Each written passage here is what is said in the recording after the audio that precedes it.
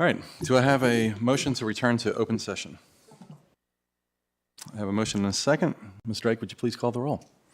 Ms. Bond? Yes. Ms. Franklin? Yes. Ms. Graham? Yes. Mr. Hudson? Yes. Ms. Cass? Yes. Ms. Parton? Yes. Mr. Trebaka? Yes. 7 in favor. Motion carries. Do I have a motion to certify closed session that to the best of each member's knowledge, only public business matters lawfully exempted from open meeting requirements by Virginia law were discussed in the closed meeting to which this certification applies, and only such public business matters as were identified in the motion convening the closed sessions were heard, discussed, or considered? So moved. I have a motion and a second. Ms. Drake, would you please call the roll? Ms. Bond? Yes. Ms. Franklin? Yes. Ms. Graham? Yes. Mr. Hudson? Yes. Ms. Cass? Yes. Ms. Parton? Yes. Mr. Trebaka? Yes. 7 in favor. Motion carries. Do I have a motion regarding student A? I motion that we long-term suspend student A. I have a motion and a second. Ms. Drake, would you please call the roll? Ms. Bond? Ms. Franklin? Yes. Ms. Graham? Yes. Mr. Hudson? Yes. Ms. Cass? Yes. Ms. Parton? Yes. Mr. Trebaka? Yes. 7 in favor. Motion carries. Do I have a motion regarding student B? I move that we long-term suspend student B until the end of the school year. I have a motion and a second. Ms. Drake, would you please call the roll? Ms. Bond? Yes. Ms. Franklin? Yes. Ms. Graham? Yes. Mr. Hudson? Yes. Ms. Cass? Yes. Ms. Parton? Yes. Mr. Trebaka? Yes. 7 in favor. Motion carries. All right, thanks for everybody for being here tonight. As we begin tonight's meeting, I ask those in the audience to please remember to silence your cell phones. Cell phone notifications can be distracting for others in the audience and to us, the board, as we conduct our business up here. Thanks. I think all or most of our student representatives are here tonight for a recognition, and I don't know if any of them want to volunteer to read our mission, vision, and core values statement one last time. All right.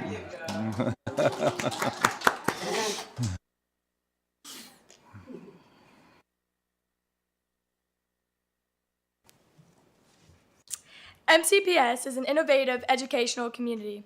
We value diversity, and we are committed to equity and inclusion. MCPS empowers learners to realize success in an ever-changing global society through collaboration with communities, family, staff, and students. MCPS provides a safe, engaging learning environment and intentional exposure to positive social, emotional, and academic experiences. The beliefs are that all students can learn in order to pursue their dreams. Schools are safe places of joy, wonder, and creativity. Every person deserves to be loved, valued, and respected. Kindness is an essential skill of a responsible, productive community member. The diversity of our community is one of our greatest strengths. All people deserve equitable access to opportunities and resources. Every child deserves an advocate. Honoring the voices of students and other stakeholders strengthens the school community. Open communication and feedback are vital to our growth. Learning and teaching are collective efforts that begin at birth and involve the entire community. Relationship building and high expectations are foundational to student success. Thank you so much, Jim. And I'll ask while you're still up here, but you don't have to do that. I don't want to put you on the spot, but do any of our school student representatives have any reports or anything to share from their schools? If they'd like to, you're welcome to come up and do it. But I just want to thank you for letting me sit on the school board and for the opportunity. all right, thank you. It's our honor. All right, next on the agenda is the April Seniors of the Month. So ask the principals to come up and start that.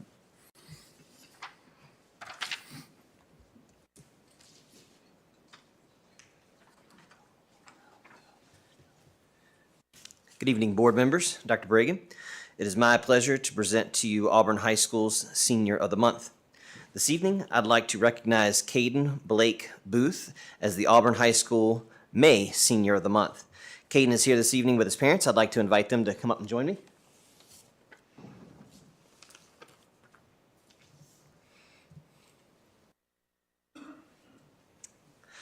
I'd like to read a brief statement from one of our staff members. Over the last 4 years, it has been a great pleasure getting to know Caden. He always has a smile on his face and greets everyone with a hello. I remember meeting Caden for the first time as a freshman at our back-to-school night. It's amazing how quickly those last 4 years have gone. He came up and introduced himself and seemed so eager to be starting at AHS. Over the years, I have seen him grow and really find what interests him. He has participated and completed in the Virginia Aerospace Science and Technology Scholars and Virginia Earth System Science Scholars program. Listening to him speak about these programs and his future as a student at Christopher Newport is very exciting. We appreciate the positive energy he has brought to AHS over the last 4 years and wish him the best in the future. Congratulations, Caden.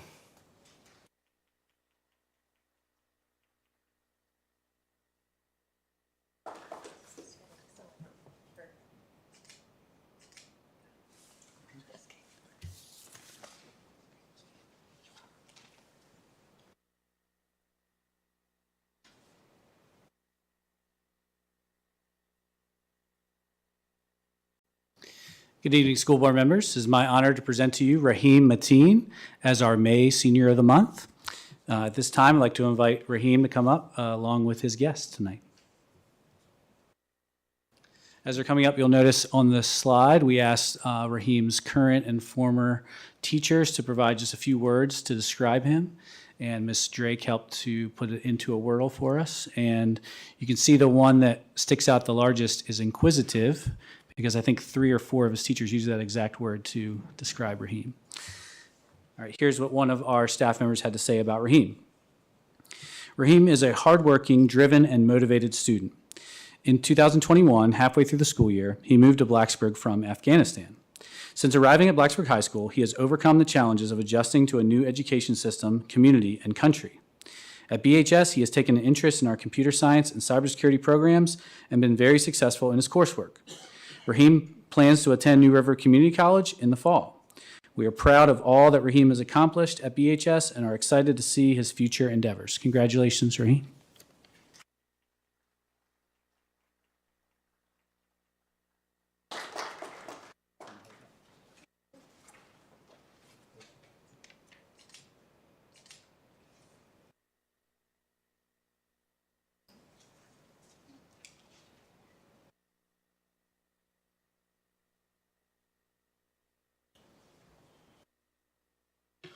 Good evening, board members. It is my pleasure to introduce the May Senior of the Month for Christiansburg High School. This person is David Lee Curry. David, will you come with your family this time?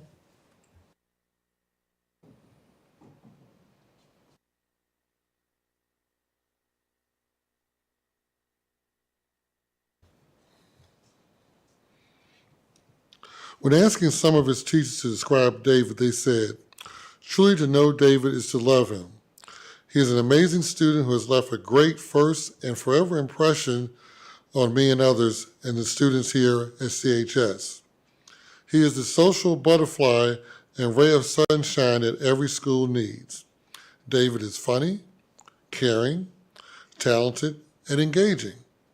In class, David always manages to lighten the mood and make everyone laugh while still being able to focus on the task at hand.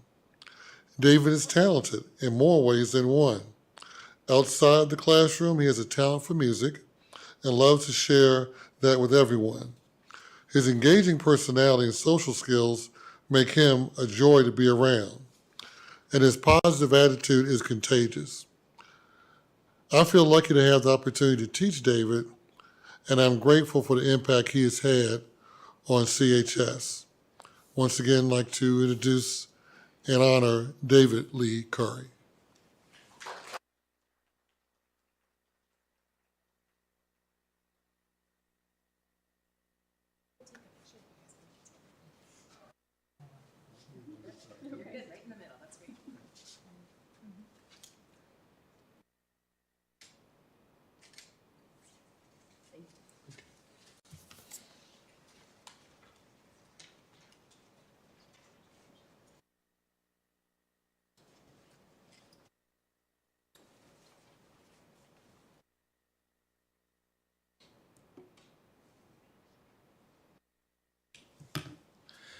Good evening, members of the board. It's my pleasure to be here this evening to recognize the May Senior of the Month for Eastern Montgomery High School, Logan Boone. As is sometimes the case, the students who most deserve this distinction are the busiest students in our building. Logan is unable to attend this evening because she's the goalkeeper on our girls' soccer team, and they have a game this evening. She is attempting not only to keep her team's undefeated streak alive, but she also has a streak of her own. She is yet to allow a goal this season, and I really hope that I didn't just jinx her. While Logan can't be here, her parents, Stacy and Josh Boone, are here to accept the award, and I ask them to come forward at this time.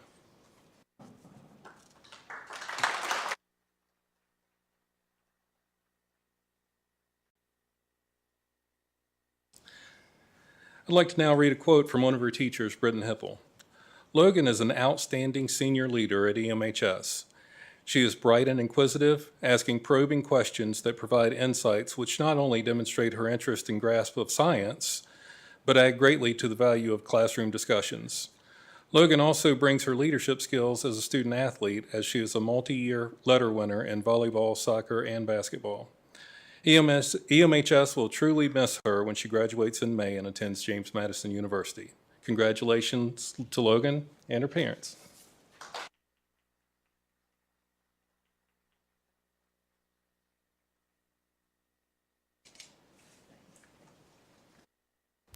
Thank you. Congratulations to all of our seniors.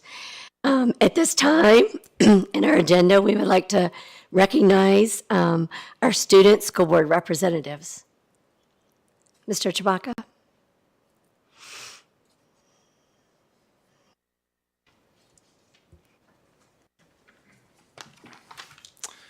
Good evening, board. It's been a while since I've been down here. I guess I should get used to it, huh?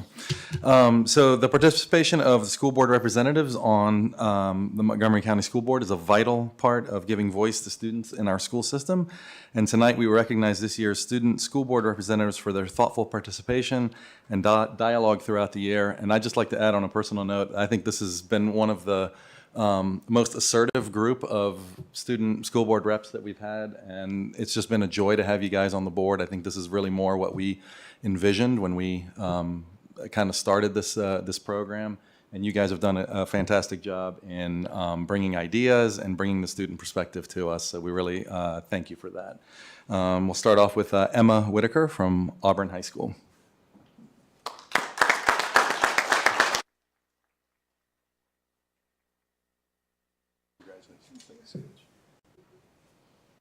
So we get a photo? Yeah, let's get you in the middle. Yeah. Here we go. Yeah, perfect. Thank you, thank you.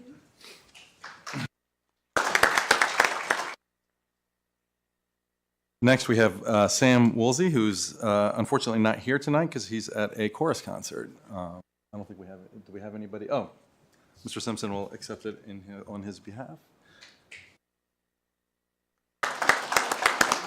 We'll get it to him. Okay, thanks. Next, we have Renard Mercurius Yasa from Christiansburg High School.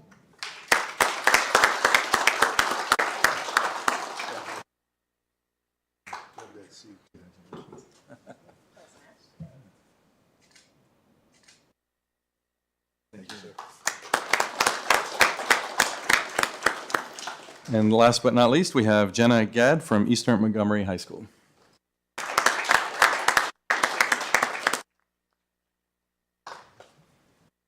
Thank you.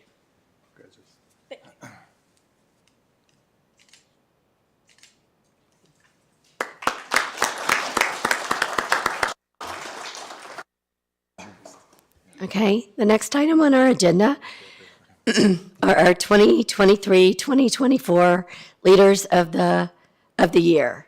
Ms. Widener?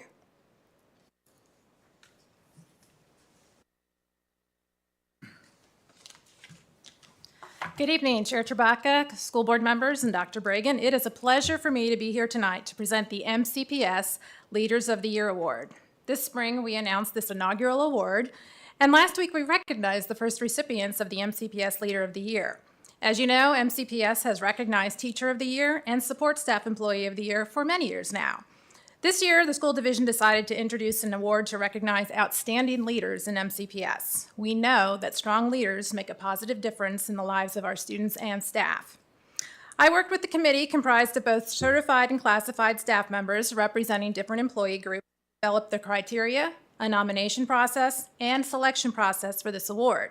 I would first like to recognize the employees who participated on this committee and contributed their time and ideas to the implementation.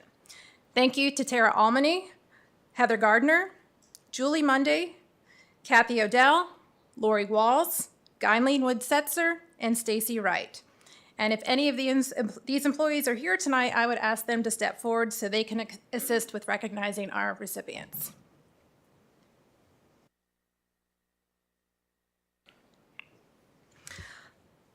All MCPS employees had the opportunity to nominate an outstanding leader in the school division. 2 leaders were selected as MCPS Leaders of the Year, one as an instructional leader and one as an operational leader. Both were selected after nomination from their peers. I will begin with the Instructional Leader of the Year. It's an honor to announce that Shane Gwynn is the Instructional Leader of the Year. Mr. Gwynn serves as an assistant principal at Christiansburg High School. He has worked for MCPS for 20 years, including 10 years as a teacher, 3 years as an athletic director, and 7 years as an assistant principal. Mr. Gwynn fosters the success and best interest of all students by promoting a vision focused on student learning, staff support, and school improvement. He is respected by students, colleagues, and the community because he cultivates a positive learning environment and creates a culture of respect and caring. One staff member noted that optimism and openness are key to Shane's leadership. He readily acknowledges that we all have difficult goals we are striving for, and yet he encourages students and staff to do their best to reach those goals. His confidence that we can do difficult things is encouraging and emboldening to all of us. Mr. Gwynn is appreciated by staff for his positive, calm, and encouraging disposition, his ability to problem solve, communicate effectively, lead a team through challenges, and his dedication to supporting the needs and best interests of students and staff. At this time, I would like Mr. Gwynn to come forward so we can recognize him as the MCPS Instructional Leader of the Year.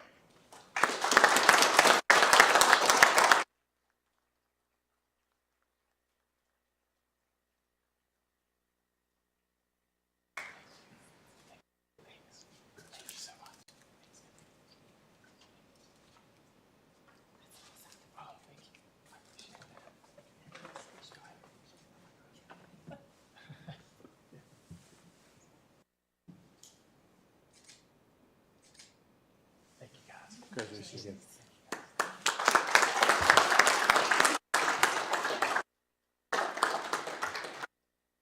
It is now an honor to announce Jamie Warren as the MCPS Operational Leader of the Year. Mr. Warren serves as the Electrical and Plumbing Lead in the Facilities Department. He has worked for MCPS for 11 years, including 6 years as an HVAC electrician and 5 years as a facilities lead. Mr. Warren excels in his leadership ability by using his skills and knowledge to serve the needs and best interests of the school division.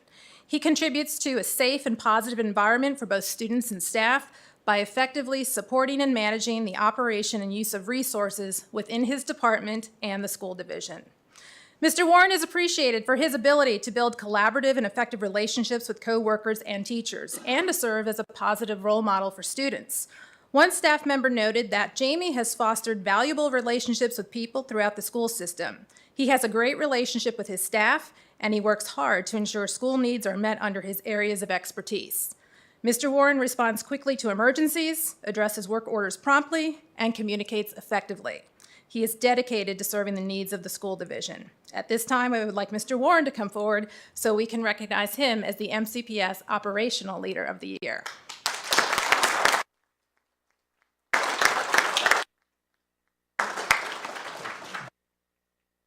Congratulations, sir. Thank you, sir.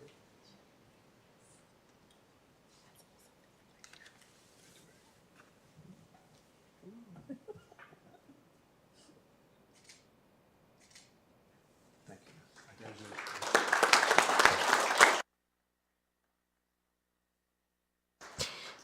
At this time, we will pause for a 10-minute break for the board members to greet our honorees.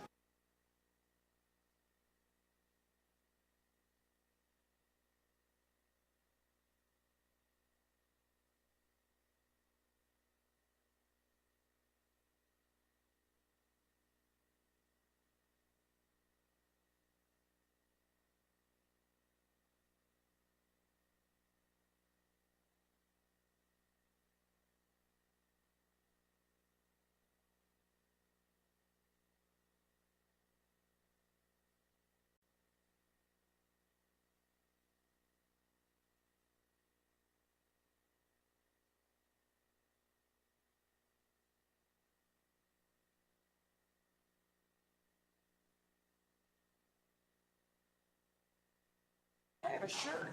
How come I have a shirt?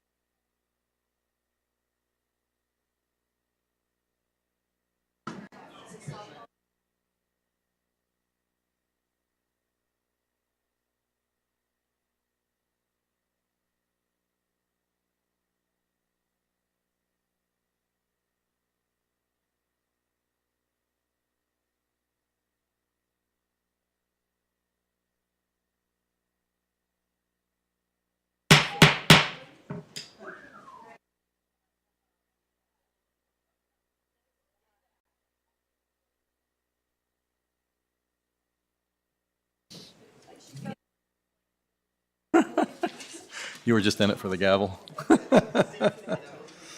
right, our next agenda item is public address. We welcome the opportunity to hear from students, parents, employees, and community members about educational matters in this community. As a reminder, the board sets aside 30 minutes to start our public address. We have option to extend in 30-minute increments, which Ms. Drake will remind us of. And if there are additional speakers after 90 minutes, the board will continue with their business meeting and hold one additional 30-minute session at the end of the business meeting. The clock continues through applause and disruptions. The more disruptions, the fewer speakers get to address the board. I'll call each speaker up by name in the order they signed up. Each speaker will have 3 minutes to address the board, and the board does not respond to speakers during public address. The screen will show when the speaker has 30 seconds remaining and when time is up. Please state your name and the area of the county where you live. The first speaker is Desiree Smith.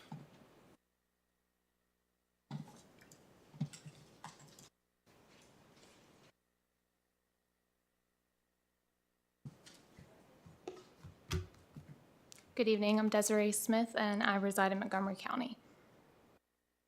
I currently have 3 sixth graders enrolled at Christiansburg Middle School, and I am here to inform you that the administrators of CMS are failing our students. On March 24th, my son was excused from class to use the restroom. While indisposed, another student from the same class entered the neighboring stall, stood on the toilet, and videoed my son.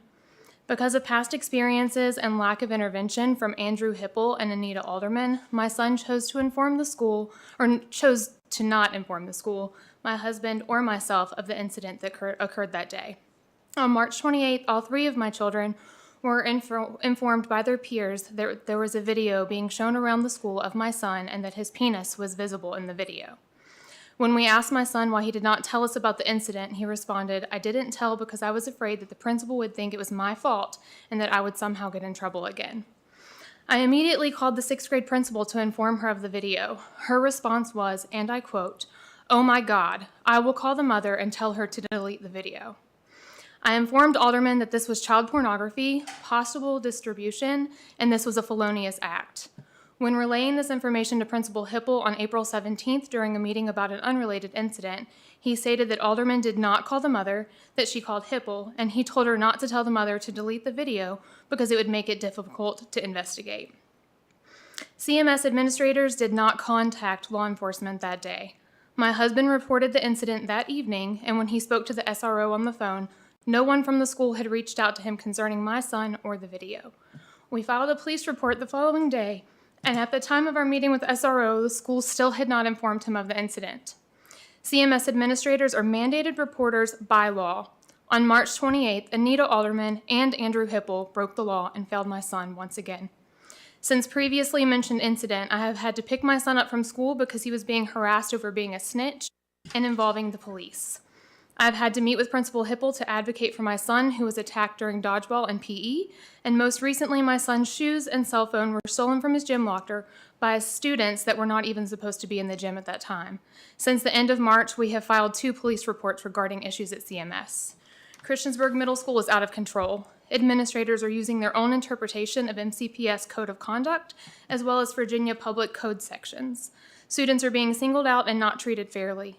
CMS is severely understaffed for the amount of students enrolled, and there is a clear lack of supervision. The teachers are not being supported by administrators, and I believe that the teachers are hesitant to correct students due to lack of administrative support. The instances I brought to your attention tonight are just a few of many issues that I've dealt with since August. And in closing, I'm asking you, the board, to consider the removal of Andrew Hipple and Anita Alderman, not only from Christiansburg Middle School, but from Montgomery County Public Schools. Thank you. Thank you, Ms. Smith. The next speaker is Anna Vijan.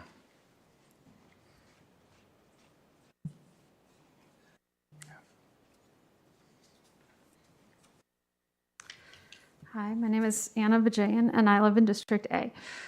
4 weeks ago, I talked about the culture of dishonesty and disrespect documented in the Study Sync report.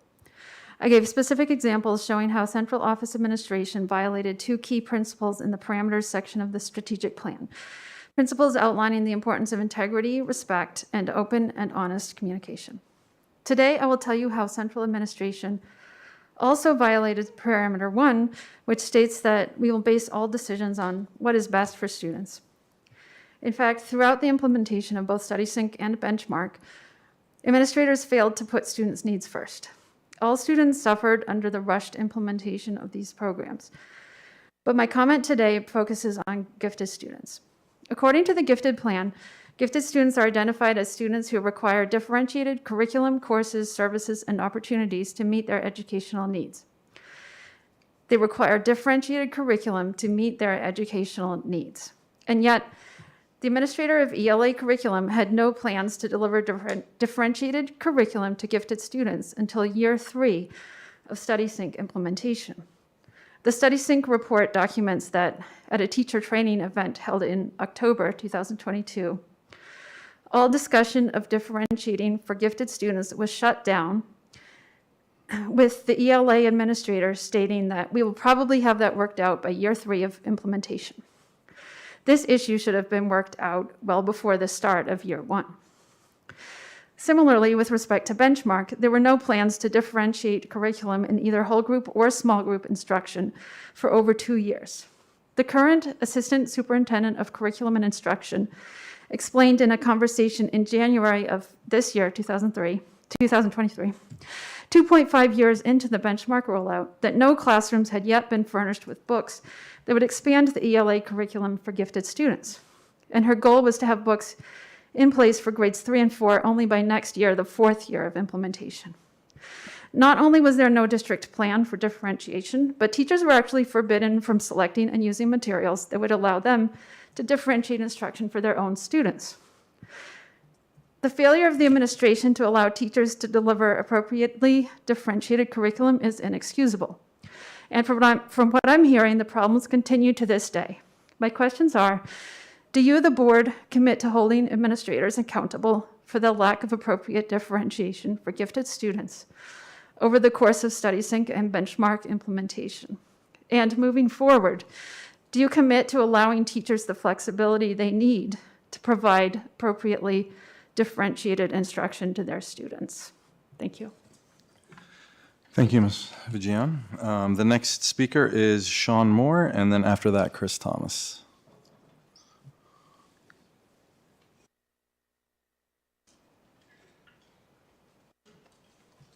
School board. Hi, my name is Sean Moore. I'm here tonight to offer my exterior cleaning services to Montgomery County Public Schools. More so here to ask for and urge for you all to plead to the Board of Supervisors to allow and extend funding for the maintenance of the facilities and upkeep of the exteriors. I've made note to the Board of Supervisors that A clean exterior is crucial for the well-being and mental health of the children, and the feeling of safety and security for the parents as they drop them off, and the overall general upkeep and structural integrity of the buildings. So I urge for you to make that plea and do it soon enough so that we can provide the service locally and at a cost that is low while maintaining local and known quality versus outsourcing it to who knows where. So thank you. Thank you, Mr. Moore. Next up is Chris Thomas.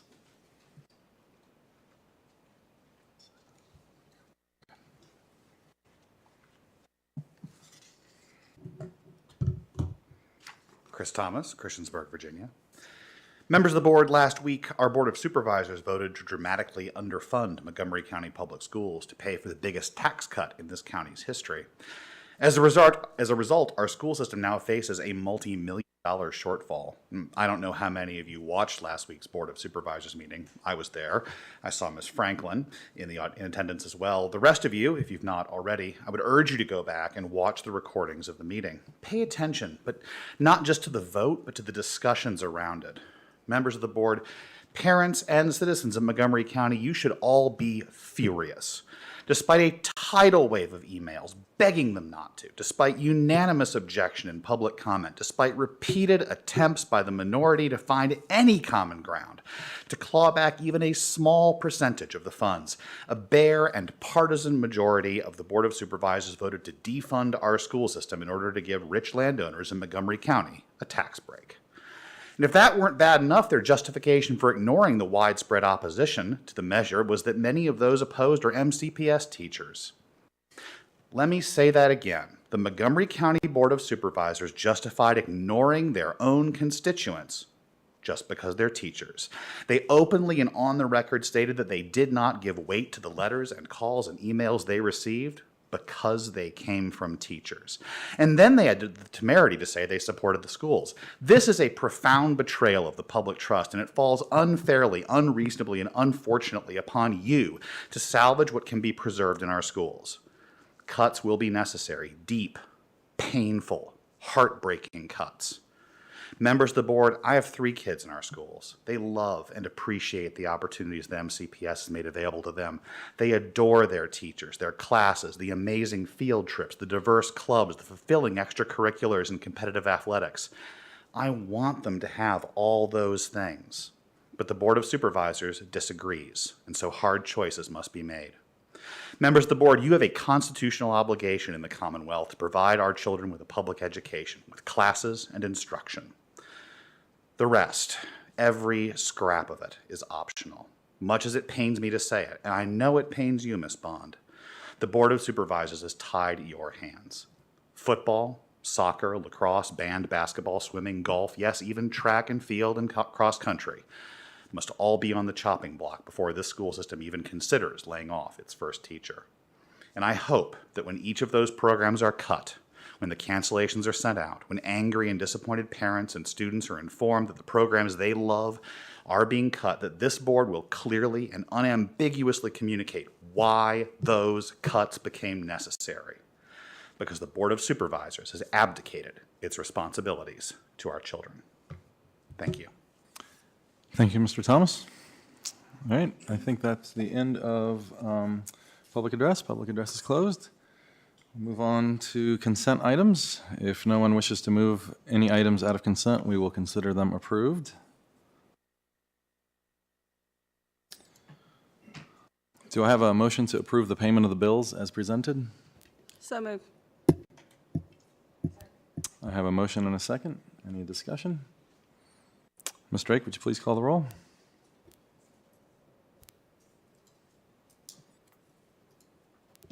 Ms. Bond? Yes. Ms. Franklin?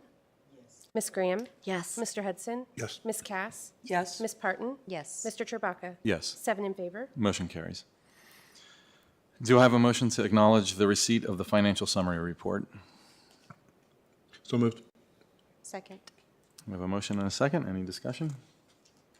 Ms. Drake, will you please call the roll? Ms. Bond? Yes. Ms. Franklin? Yes. Ms. Graham? Yes. Mr. Hudson? Yes. Ms. Cass? Yes. Ms. Parton? Yes. Mr. Trabaka? Yes. 7 in favor. Motion carries. All right, on to the business meeting. We'll start with a report from the superintendent. Dr. Bragan? Thank you, Chair Chewbacca. Just got a few things to mention. The first is I want to compliment Dr. Widener and her whole team for putting together the leadership awards that we recognize tonight, and to the fine winners we had and all the people that were recommended. You know, a school system only runs well with all the people that are contained within it. And leadership occurs at every level, you know, not just the superintendent or the people at the central office. And sometimes the most critical leaders are the ones in the classroom, in the buildings, and in the, you know, driving the buses and in the ops center and all that. So I'm grateful to all the work that Dr. Widener did and her team, and as well as the board for recognizing those leaders today, because they're the reason why our schools function so well. And leadership at every level is critical to its success. So kudos to the recipients tonight. I also want to recognize that on Saturday, Harding Avenue Elementary School celebrated 50 years in education for servicing the needs of that community. I heard it was a great event. Unfortunately, I was unable to attend to a sudden death in my family, and I had to be in New Jersey. But kudos to Mr. Sizemore and the entire faculty and staff who helped put that together. And I'm sure there'll be many more years of success for Harding Avenue Elementary School in serving the needs of that community. The next I want to talk about is Chris Thomas and Sean Moore mentioned, you know, the Board of Supervisors vote the other day for the budget that they put forth. This school board, with the recommendation of our team, voted on a budget that asked for a $6.1 million increase to do what we thought was appropriate and to fund our educational programs at the level they needed to make sure we met all of our students' needs, continue to grow, and provide the superlative educational programs for which this county is well known. When the Board of Supervisors developed their budget under the tutelage of Greg Meadows as the administrator, they allocated $4 million of increase for the school. And then when the vote took place last week, or whenever that was, I forget the exact date, the allocation was significantly less, around $2.4 million. And they also chose to move away from the money that was allocated to help correct that calculation error by the Department of Education. So that final increase for us comes out to about $1.1 million, and that's not enough to do what we need to do. And there will have to be hard decisions made and difficult choices that we will bring to this board at our next meeting, what our recommendations will be. We're going to try our best to keep all our programs intact, and any personnel changes that we need to make place, we'll try to have minimal impact in the classroom and try to make most of those try to do most of those through attrition, where we won't have to have anybody lose their jobs. But there's going to be difficult decisions to be made. And we're going to come to the Board of Education, Dr. Whitaker's team on the finance side and us on the instructional side with Dr. Wickham are going to propose to you our suggestion next week on how we do that. But $4.5 million reduction is a lot of money. And that ultimately is going to mean programs and personnel. So, and school board. Did I say Board of Education again? Yes. All right. I'm a slow learner. I apologize. School board, not Board of Education. And if that happens again, just smack me in the back of the head. Nonetheless, you know, it's a serious matter, and it's something that we have to deal with, and we'll do the best we can. But at some point, I said this at the Board of Supervisors, the meeting before last, people move to this community for a variety of reasons. And one of the reasons people move here with young families is because of the school system and the public schools that we provide to our community. And when we start underfunding those, and this does not become a place where young families want to raise their children and avail themselves to the fine public education, we all start to lose our value. And the community loses value. The homes lose their value. So I do think that action was penny wise and pound foolish, and that's my position. I do believe in the core of who I am, that the public schools are the core of our democracy. And when those start to fail and we stop funding those, we're all in trouble. All right. So we will bring that to the school board for the next meeting. And then lastly, I just want to mention, and I didn't come up with this name, but it does kind of have a ring to it. Our first tea with Dr. B is going to happen tomorrow at Auburn High School. And I rarely refer to myself as Dr. B. It's always Bernie Bragan, superintendent, but nonetheless, it rhymed.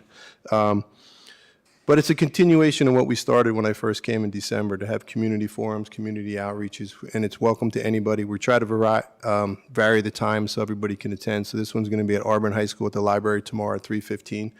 If people can attend, stop by, have a little tea, I guess. I'm really a coffee guy, but we'll work on that.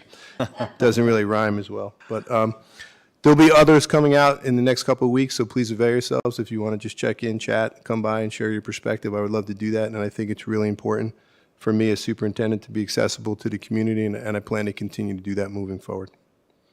That's all I have, Board Chair. Okay, thank you, Dr. Bregan. I got that right, Board Chair? Okay, thanks.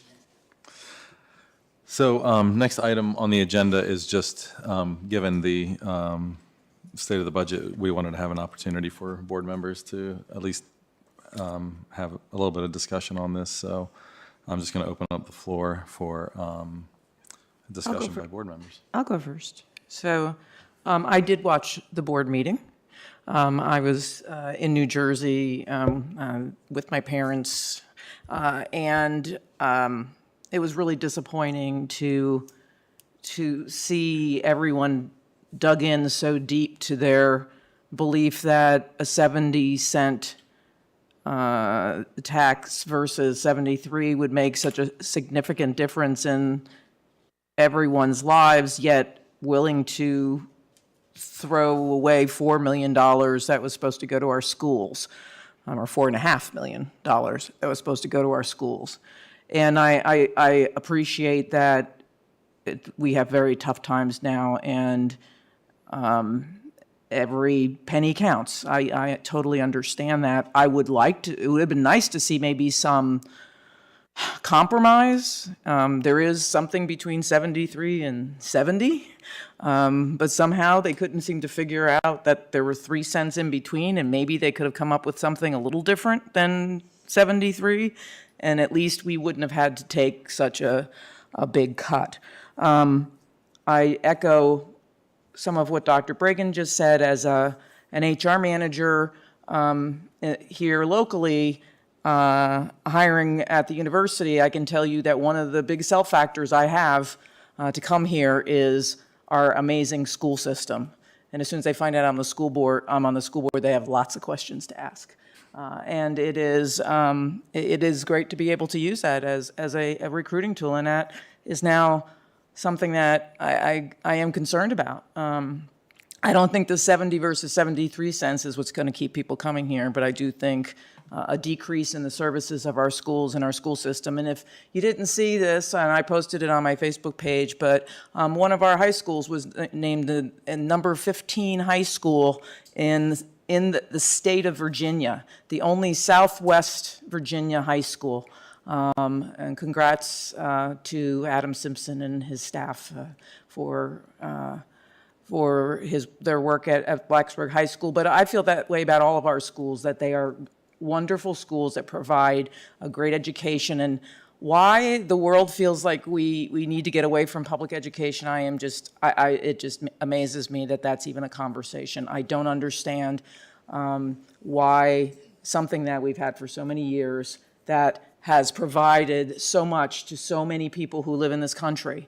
It is what our whole country is really built on, is the strong education system that we have. And to think that now we're willing to take money away from that is very disheartening. I mean, I can't even think of the right words to explain it. But anyway, all I can say is when you go to vote in November, think about that, because that's important, because it's the majority of the people who are really skimping for pennies, and really who some at the Board of Supervisors says are why they're doing this. Their children are going to lose. Their children are the ones who are going to lose out, because they aren't the ones who are going to be able to afford to send their kids to a private school. They're going to be the people who are going to get hurt. It's their children are going to lose services. Those are the kids that we should be helping, and instead these are the kids that are going to lose the most. So I guess I probably used more of my time than I should. I'll stop. So I was at the meeting, I think, off, whatever. And I have to say That was quite a meeting. The discussion, the active debate that went back and forth was something I really rarely see on that board. But there was a lot of passion as to making sure that the schools would be funded. I've been thinking all week what word to use to describe the statements that if you were an employee of MCPS, you really didn't matter as far as your contact and your input about the budget for this county. The vast majority of employees in Montgomery County schools live in Montgomery County and pay taxes too. That was just, and it wasn't just said once, it was said twice, even after the chair was pointed out that that shouldn't matter. But it was stated again, if you are an employee of Montgomery County School System and you reach out to a supervisor, even though they were saying, we're listening to our constituents, you don't count. That was just unbelievable for me to hear that and then hear it again. If we don't fund public education, as everybody's going to say, and you've heard already, it's going to be a disaster for this county. I'm a taxpayer. I struggle with sometimes figuring out how I'm going to pay bills and do this or do that. But one of the things that I do understand is if taxes are not paid, the services that we rely on, not just the public schools, but our emergency services, our maintenance services, everything that we rely on in this county that helps this county stand out and makes people want to come here, it's going to deteriorate and folks aren't going to want to come. Why? But the public schools, this is our future. Our teachers and all the rest of our employees who keep this system running deserve to have their fair share too. They work hard. They deserve it. Just like the county's employees deserve their 7% raise, our employees deserve their raises too. There are probably very few people who don't get a raise every year, or at least some kind of adjustment.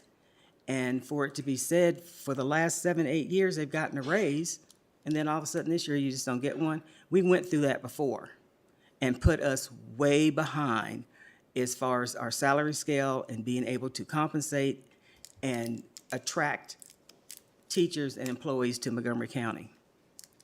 And now we're going to be behind the ball because every year I listen to what the rest of the area is talking about as far as compensation and things they're doing to attract. Roanoke, 7%, Pulaski, 7%, trying to get above Montgomery County because they've had to compete with us because folks are coming here.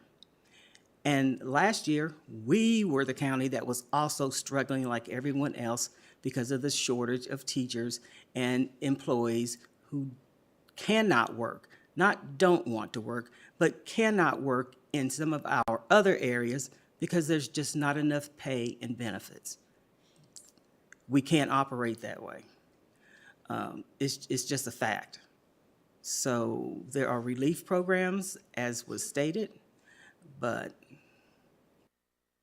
that decision that was made the other night, I also believe was made out of spite because there are some things that this board has done that they don't like.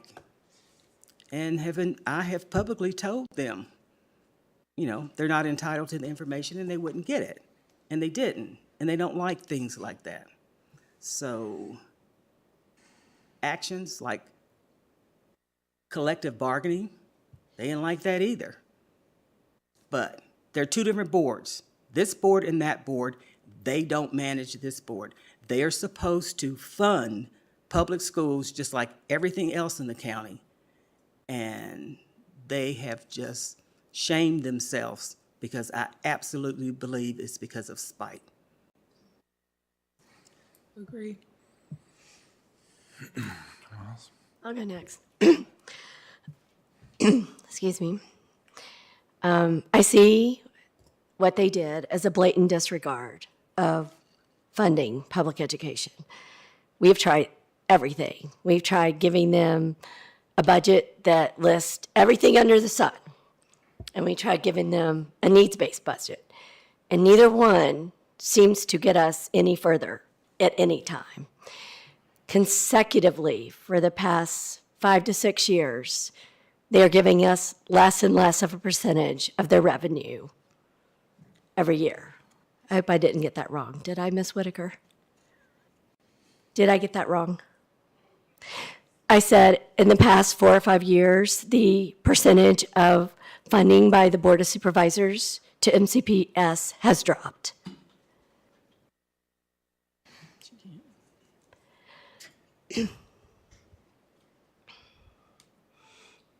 So the way, the percent of their Revenue. designated revenue. Undesignated. So, when you look at their total budget, we're a big chunk of that. So I want to say, don't get me exact on the number. There's just like 238 million.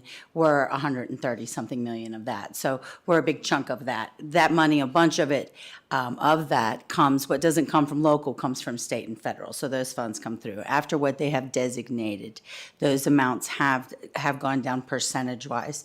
Katie, is there anything you want to say different on that? Any better way to say that? Okay. It is a very small, but it It is going down. of those undesignated funds. Yeah, thank you, Dr. Whitaker. On top of that, I want to make sure that everybody realizes that we also get from the state funding per student. And that funding per student that we receive is based off of the revenue that the county has. So if the county has a higher revenue, we actually get less per student, because the thought is, the way it should work is that the county should be able to make up that difference, because this calculation says that the county can provide that extra money because their revenue has increased. So essentially, I guess what I'm trying to say here is we got hit with a double whammy. We got not only the money for public education from the Board of Supervisors, but because our county has a higher revenue, we will get less per student from the state. I'll be brief. I'll be redundant. A lot of good points have already been made, and certainly nothing that everybody here doesn't already know. But when property values go up, it's because people want to be in your county, right? Because you're doing good stuff. You got good schools. You got good things. People want to be there. So, that should be a good thing. And when probably people want to be here, they're bringing their kids with them, right? We got developments all around the county right now. They're bringing new students in. So those students need schools. They need education, and it does seem short-sighted to make this change now when the county is going through a lot of growth. And I don't know if it was a certain number of rich landowners that drove that conversation or not. I haven't seen those numbers, but certainly who's gonna lose out on that are our students, and that really is a shame.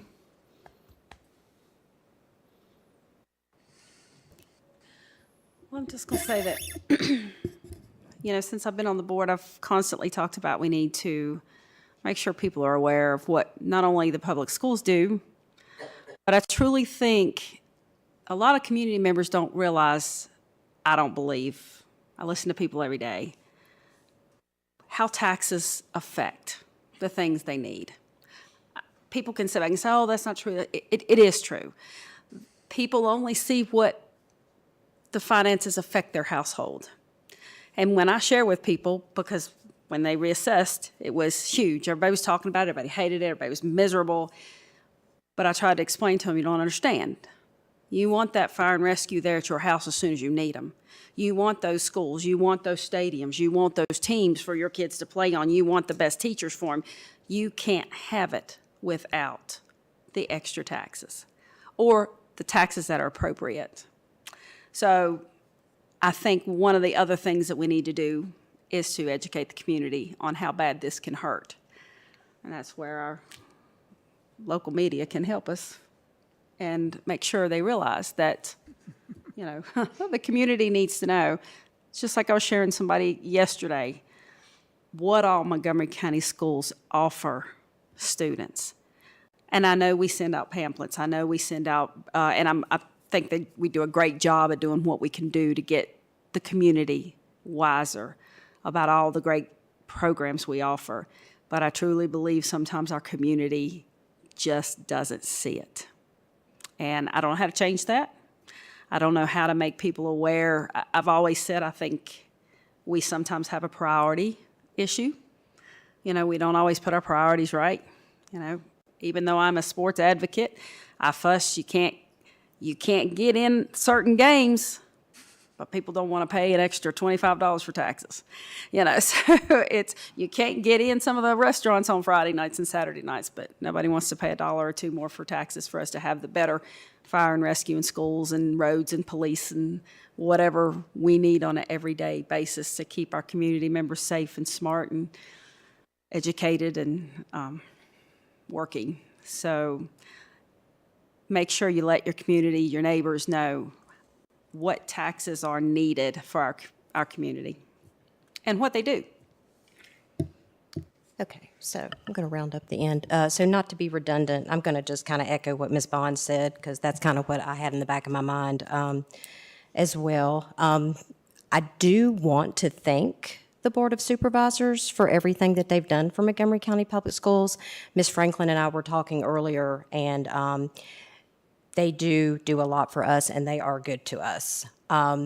There's a lot of other counties that I have talked to at conferences and nationwide, places that we have gone and just heard that they really don't get anything from their Board of Supervisors. So I do want to start out by saying that I do want to thank them. I do believe that every single one of them has the love for the students and the love for this community and their best interest at heart.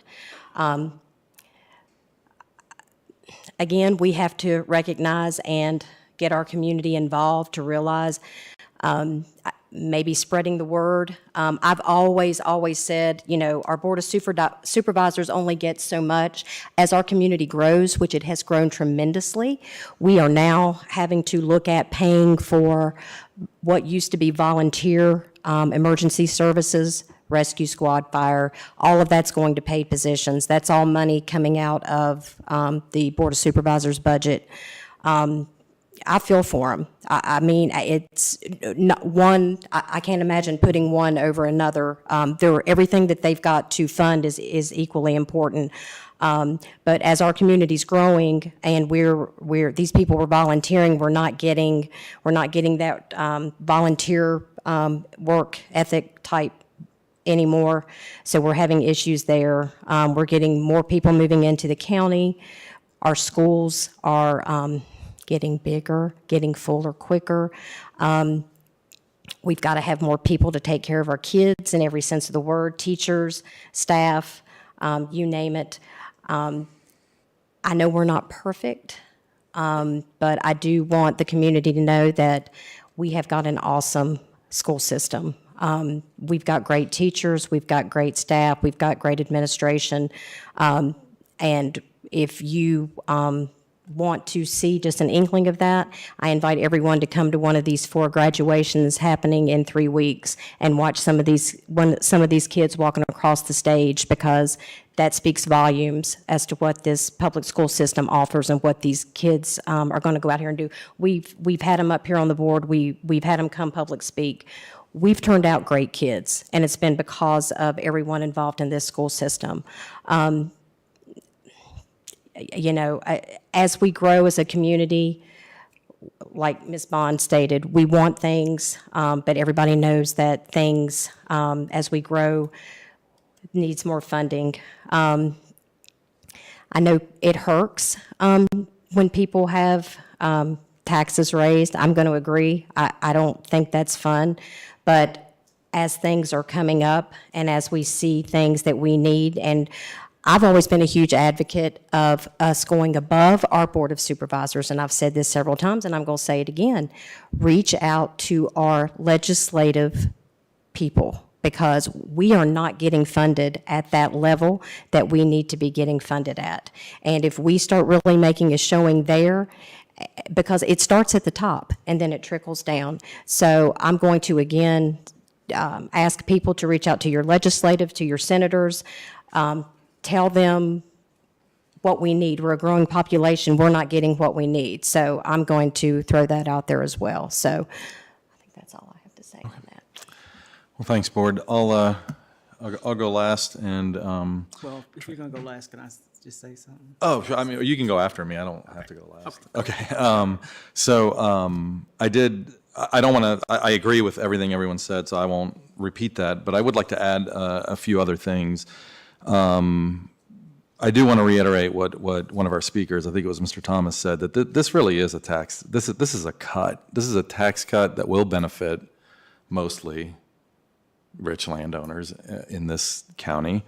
And I understand that one of the reasons that the board wanted to do this was because they felt that the public was feeling inflationary pressures, but everybody's feeling inflationary pressures. So if you try to fix that problem by not keeping up with inflation with the school system or any other thing that you fund, it's essentially a cut. So this really is a cut. And, you know, I've been on the board for almost 8 years now, and, you know, we have these disagreements all the time with to what level to fund schools. And I don't know, you know, there's a side of me that's starting to wonder, you know, maybe the board, maybe some members of the Board of Supervisors are just doing their job, and it really is that their constituents support that. And, you know, what do we do then? And where do we go forward then? It's also possible that their constituents just don't really understand, and they maybe wouldn't support those cuts if they truly understood. So I think that moving forward, we do need to work on some simplified numbers and metrics that we can give to the public, especially ahead of the budget discussions. I think we need to seriously think, this is something I laid out to the previous superintendent. It was never done. I really think that we need to start thinking about getting a priority budget in place, where here's our budget, and if, you know, we're asking for $6 million more dollars. If you give us, you know, $5 million, here's the things that are going to get cut. If you give us $4 million, here's the other things that are going to get cut. Lay it out there for the public and for the Board of Supervisors to see. And the third thing I would say moving forward is that we need to look to other revenue sources. And this came up in one of our meetings with the Board of Supervisors, possibly the last one that we had, although it's been a while. But, you know, they talked about Virginia Tech giving us money, which I think is a pipe dream. I mean, Virginia Tech contributes in a lot of ways to our community. I don't think that they have an obligation to fund our schools. The state surely doesn't see it that way. I'm happy to have that conversation, but I think there are two other entities in this county that do have the ability to levy taxes and raise a significant amount of money, and that's the town of Blacksburg and the town of Christiansburg. And so, you know, I think that if the citizens of those towns put pressure on them to join forces with us, I think that that's a conversation that this board should engage in the future, because I don't see things changing on this discussion to the degree that they need to, and I think we need to start thinking outside the box on that one. So that's my input. Go ahead, Penny. So I want to follow up with Ms. Parton. I thanked the supervisors last week because they have stepped up throughout the years and helped fill those gaps. And I even told them, I understand that you don't want to have to put up $1.26 that the state government did as a shortfall. So not only Montgomery County is going to lose millions of dollars, but other counties are going to lose significant portions of their budgets, and localities are going to be asked to fill that gap again. I don't think that's fair. Because of that mistake, they need to figure out how to fix it and give us the money that we were told we would have. But again, the county has stepped up in the past and done some amazing things to help push this school system forward. But that does not negate what happened the other night, because that was something in all my years I had not seen before. And it was, again, it was out of spite. I think there are things that some supervisors don't agree with that is happening with public education. And if we don't fund it, they can't do it. I believe with everything in me, that is what the heart of a couple of those people are feeling. And that is just wrong, plain and simple. This is not a personal thing. This is about this county and how we move forward. And that was not taken into consideration, because if it had, we wouldn't be having this discussion tonight. We have not had a joint meeting with the supervisors in probably a year or more. That was happening on a regular basis to build relationships, to have conversations, and to have better understandings as to the needs on both sides. That's something that needs to change. And it is not this side who is not willing to set dates and hold dates and be willing to meet. Those conversations need to begin again, and we need to start listening, because I understand their needs. I understand our needs. I did the Sheriff's Academy, the first one they ever did, and understood what it's like when you only have 5 deputies who are patrolling the whole county, and someone has to be here or someone's sick or that, and you may have only 2 or 3 deputies that are patrolling the whole county. I started understanding budget and how things work long time ago. And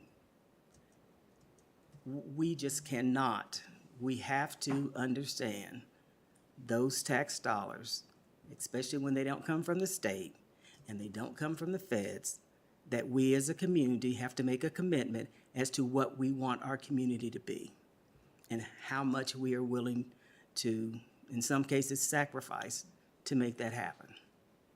But it has to happen. All right, anyone else? So the revised budget presentation, we'll see that on May 16th, which is the next meeting, correct? Okay. And it's going to be painful. Do I have moving on to the math and science elective textbook adoption? Do I have a motion to approve math and science electives textbook adoption as presented? So moved. Second. Is there, we already had a first reading on this. Is there any discussion on this board? I think for me, one of the things I'm disappointed about and that I'd like to see change, and I think some other board members have said this in the past, and I mean, the timeline for this thing started in January, I think, of 2023 of this year. So when we have textbooks and curriculum coming up for adoption, we need to push that out to parents. I don't think it's sufficient to put it, just on the website in hopes that people will find it. So that's all I'll say. Yeah. And not just parents, community. Yeah. Thank you. All right. Let's see, I have a motion. Do I have a motion? Did I get a motion? We have a motion and a second. And a second? Okay. So no more discussion.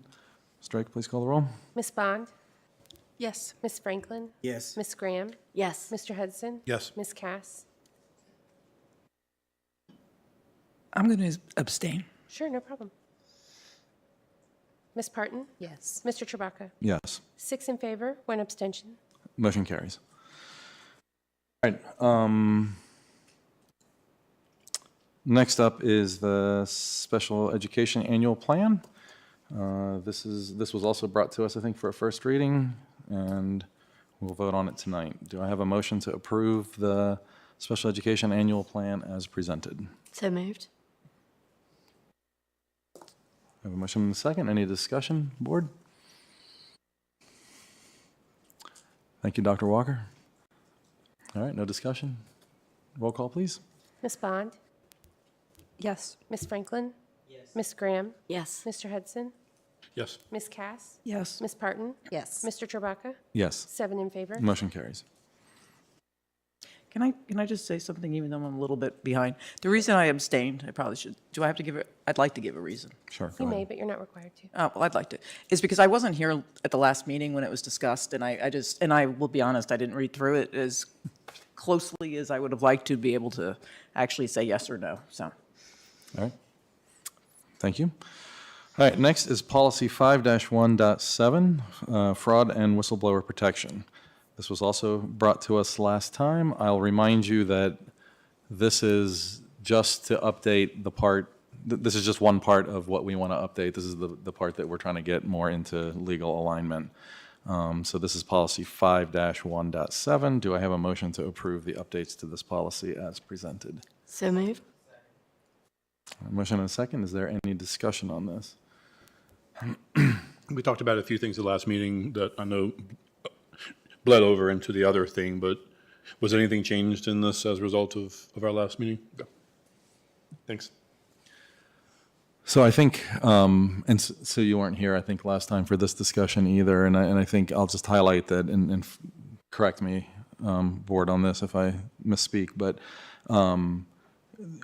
Danny had looked at this, and there was the part of our this part of the policy, I think, was specific to, what was it, financial fraud or something like that. It wasn't quite what, what Penny had brought up initially on this, and I think what a lot of board members are interested in when we talk about whistleblower. It was more of, I think, a federal definition of it. And so, but nonetheless, I think by looking at this, the staff realized that this policy did need to also be updated to comply with federal law. So the other portion is something that we had a discussion about last time, and I think staff is going to work on that for a future meeting. Okay, So, thank you. yep.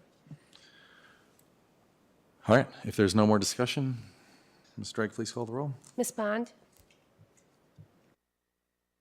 Yes. Ms. Franklin? Yes. Ms. Graham? Yes. Mr. Hudson? Yes. Ms. Cass? Yes. Ms. Parton? Yes. Mr. Trabaka? Yes. 7 in favor. Motion carries. All right. Next, we have the 22-23 supplemental appropriation. Do I have a motion to approve the supplemental appropriation as presented? So moved. Any discussion on this?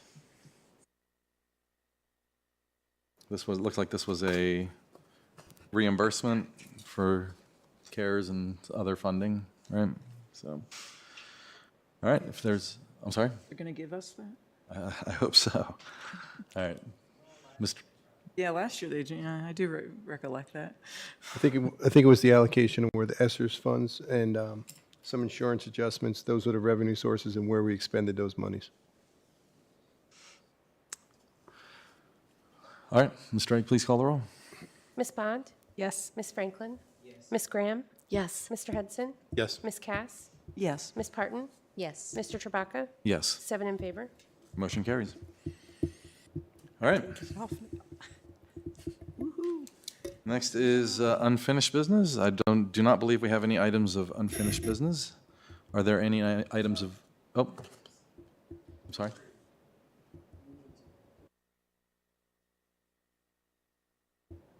Yeah. Okay. Well, I was going to ask if there's any items of new business. Let's talk about it under new business.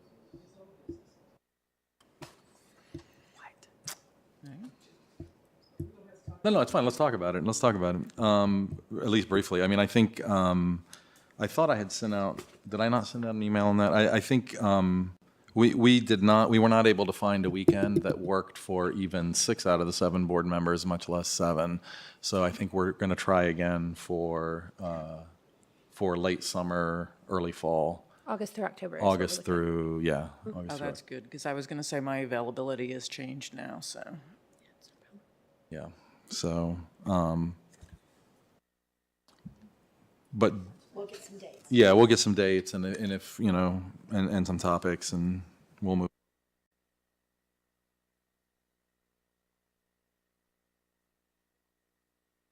Oh, okay, sorry.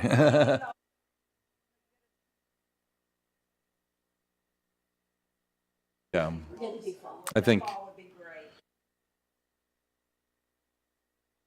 Yeah, Before it gets too cold. yeah.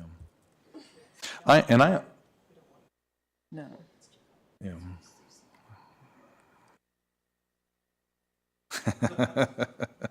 Oh, stop. We'll All right, helicopter you any in. other items of new business, board? Yes, if you don't mind. And if the board so wishes, I don't know if I'm the only board member who is still a little concerned, actually more than a little concerned about this, but I'm going to just speak for myself right now. After hearing some of the things that were brought up at public address tonight, I still have very much so a growing concern with Christiansburg Middle School. I haven't just heard things from this Ms. Smith tonight. I continually get things from parents, and at this point, I'm wondering if we could start getting a status, or wondering what our game plan is, or what are we doing to try to address this situation, because it seems like it's still very serious and we're still having lots of issues. So I don't know if I'm the only board member that would like to get some type of feedback on that, or I agree, but I was thinking that was something, I don't know how much we can discuss, if that's closed session, because Yeah. that's personnel related. Right. Well- So I was thinking we might want to bring it up Right. in closed session. just asking for updates and what what our game plan is to try to get that situation under control, basically. We're aware of it, and we will give the board regular updates if that's helpful at the next meeting. Yeah, that'd be great. Thank you.